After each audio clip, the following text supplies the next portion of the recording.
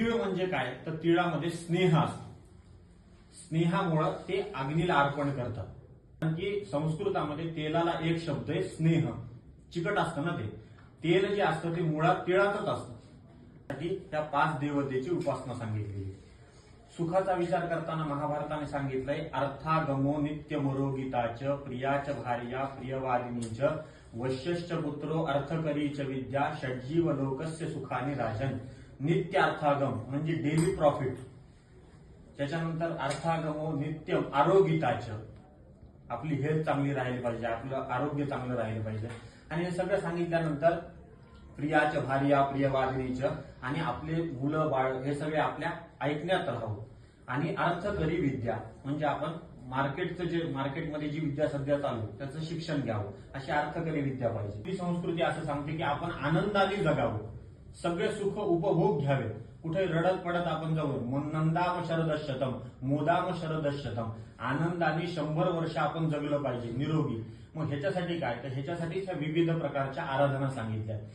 आणि इथं आपल्याला देवतेशी ऋणानुबंध जुळवून ठेवायचे. कारण की काय सुख दुःख देणारे सगळे परमात्मा आहे. परमात्म्याची जर का आपण उपासना केली तर ह्याच महादत्तम उपदिष्टते. आपण देवाला दिलं की देव आपल्याला देतो.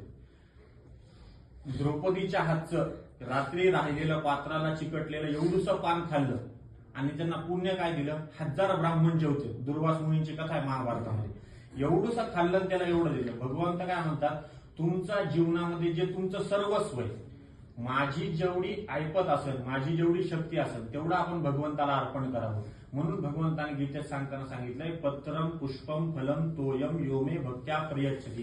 हे पत्र पुष्प म्हणजे काय तर जे मी अर्पण करणार आहे ते माझ्या जीवनातलं सर्वस्व पाहिजे.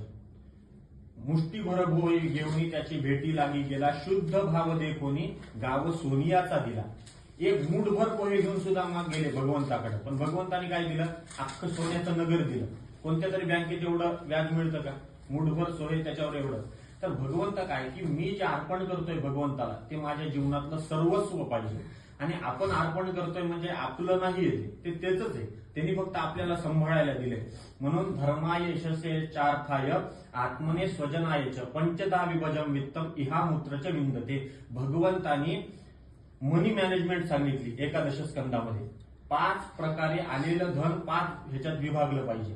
तर त्याच्यामध्ये आत्मने स्वजनायचं इन्व्हेस्टमेंट केलं पाहिजे, काही खर्च केलं पाहिजे. त्याच्यात पहिल्यांदा सांगितलंय धर्माय, काहीतरी आपण आलेला पैसा आपण बाजूला काढून ठेवला पाहिजे धर्मकर्मासाठी.